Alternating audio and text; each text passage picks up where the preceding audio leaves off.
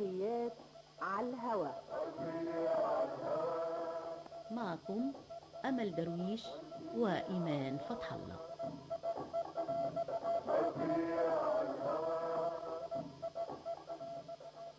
محمود محمد فرغلي. ايوه مقيم بمنطقة العصافرة ابني. ايوه حضرتك احنا عندنا شكوى بقالها سنين، يعني متضررين منها. اكيد كل حد ساكن في المنطقة متأذي منها. شارع النبوي المهندس، ايوه مشروع صرف صحي بقاله سنين، يعني 4 5 سنين. شارع النبوي المهندس ده اللي فيه كلية دراسات إسلامية، في مستشفى الصدر، ايوه في مستشفى النفسية. وبعدين بيخدم المنطقه كلها. كل اللي جاي من طريق الكورنيش او طريق جمال عبد الناصر لازم يخش من الشارع ده عشان يخش قبلي بقى، شوارع بقى ايه، عصافره قبلي ومنظره قبلي. وده ايوه مش معقول اللي حاصل ده. حضرتك المواسير الحجم الكبير والحفر والفحت في الشوارع استحاله عربيه تمشي فيه، خصوصا بعد شويه مطره من الشتاء. يعني خلاص احنا بقينا معزولين عن الناس، ما بقاش في مدخل او منفذ الا شارع 45. وطبعا ده تكدس كبير ولفه كبيره عشان احنا نخش من 45 ونيجي نخش بقى شوارعنا اللي هي في المنظره قبلي. امم فيا ريت نظره، يعني حتى لو مشروع الصرف الصحي ما خلاص، طب اردموا الشارع. يعني مش يعني سفلتوه، يعني عاجزين عن السفلته، طب اردموه بدل الحفر وبدل ما بالمنظر ده. حضرتك شارع غير ادمي لا يصلح لاي بني ادم يمشي فيه. استاذ يعني هو محمود، ده بقى له 4 سنين بالوضع ده.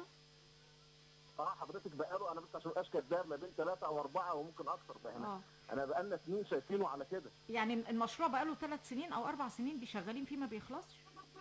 لا واقف. هو دلوقتي حضرتك انت عارفه، هو حاول اشتغل حفر وعمل الكلام ده كله، اه نقصت بقى من الفلوس او من صرف الفلوس، وده وقف الشغل. طبعا كل ده على راس الناس، اهالي المنطقه بقى، الشارع يعني العمل مع في موضوع مشروع الصرف الصحي ده واقف. حفروا في اجزاء خلصوها، اللي حطوا فيها مواسير، وفي اجزاء ما اتحطتش. اللي اه خلصوا المواسير فيه ما سفلتوش، طبعا سايبينه تراب على اساس ان السفلات يبقى يمكن كل مرحله واحده. امم تراب مع مرور بقى 2 3 بالمنظر ده في الميه، حفر يعني صعب جدا حد يمشي فيه. تمام ماشي. تمام. انا اتمنى بس صوتنا يوصل حضرتك، بس لان الموضوع حيوي. وبعدين منطقه فيها مدارس كتيره، يعني منطقه هناك فيها مدارس ثانوي ومدارس اعدادي عبد العزيز عبد الغفار، وفي كذا مدرسه هناك. مم. دي تبع حي ايه يا استاذ نتمنى بس. محمود؟ ده حي منتزه تاني اللي هو بص حضرتك الشارع ده، اي حد جاي من كوبري المنظره اللي هو عند قصر المنتزه، اه الشارع ده النبوي مهندس، مجرد ما يعدي كوبري المنظره عشان يخش طوالي عليه، اه ده شارع النبوي المهندس. ايوه. اصبح يعني يعني استحاله ما بقاش شارع يعني رغم ان الشارع ده كان واسع وجميل ونظيف. ايوه يا فندم، بس امم خلاص اعمال حفر وبتاع وده وحفر وميه واستحاله ان حد يمشي، يعني عربيه لا خلاص ما بقاش الفرص ان في عربيات تمشي. طيب حاضر احنا. كمان بقى مع الميه والطينه والكلام ده ما بقاش في فرصه حتى ان في ناس تمشي على رجليها. اه طيب احنا هنشوف مين المسؤول عن الموضوع ده ويطمنا يقول لنا هي اعمال الحفر دي هتنتهي امتى، ويا رب يلحقوا كده على الصيف يكونوا حاطينه في خطتهم باذن الله. يا رب يا رب، متشكرين جدا جدا حضرتك يا فندم. شكرا ليك يا شكرا. استاذ محمود، مع السلامه. الف شكر حضرتك. مع الف السلامه. شكر. وقد قمنا بالاتصال بسيادة اللواء عادل سلامة رئيس حي المنتزه ثاني الذي تفضل بالرد قائلا: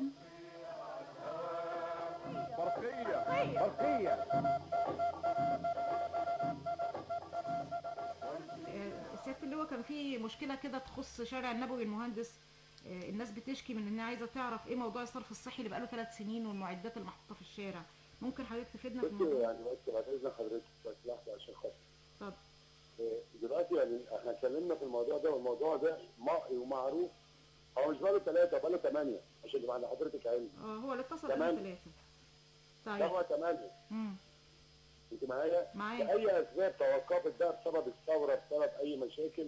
مم. احنا لينا ان احنا الموضوع اتحرك وشغال على قدم وساق، ومدته ماشي تمام وبانجاز مظبوط، وان شاء الله تنتهي المشكله ان شاء الله. يعني حضرتك. يعني بلاش نتكلم يعني دايما بايه بالسنين اللي مالناش علاقه بيها. انا بقى بالظبط، انا يعني عايزه حضرتك تقول لي يعني في اتجاه لحل الموضوع ده قريب، انا مش عايزه اللي فات. اتجاه ايه؟ ده احنا ده هو اصلا بيتحل، مش اتجاه. احنا يعني شغالين فيه. مشروع الصرف الصحي خلاص بيخلصوه. جاري العمل دي بتوفيق ربنا ومجهود عالي جدا، امم وبخطه مظبوطه ان لم يكن قبل المعدلات بتاعته. تمام. ايوه. معايا؟ تمام. والشغل في مخططه اللي هو ينتهي خالص. يعني قبل الصيف ان شاء الله ممكن يكون خلص الشارع ده لان قبل الصيف ده هيبقى هو شارع النبوي المهندس اللي حضرتك بتتكلمي الرئيسي. فيه. ايوه. اللي هو الرئيسي، لكن هو ده مشروع كبير. يعني انا مش عايز اطول في المكالمه، يعني ده مشروع كبير جدا، وده واخد ملك حسني والنبوي المهندس وشارع 30 شارع 20 مصطفى كامل المحطه الرئيسيه. ده اقطار كبيره شويه عشان تسع الضغط الاسكاني بدل الشبكه القديمه اللي هي المتهالكه. ده مشروع كبير توقف لاسباب ما، انا مش بنغوص في اسباب توقفه. لكن هو اللي هنا ان شاء الله بتوفيق ربنا من سنه بالظبط وكان في وجود فتيلة طارق معايا. أثير هذا الموضوع واتخذ على قدم وساق وبتنفيذ تعاون مع الجهاز التنفيذي كمسؤول عن المشروع مع الشركه المنفذه مع جميع المرافق المعنيه بهذا الموضوع. الحمد لله رب العالمين. تم اعاده البدء لان تقريبا كان متوقف بسرعه صعبه، كان في مشاكل بالكون.